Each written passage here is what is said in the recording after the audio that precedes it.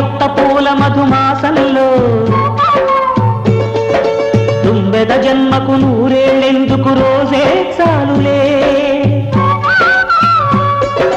చింతపడే చిలిపి చిలక చిత్రములే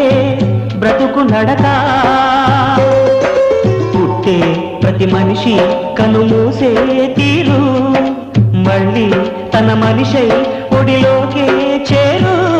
మమతానురాగ స్వాగతాలు పాడ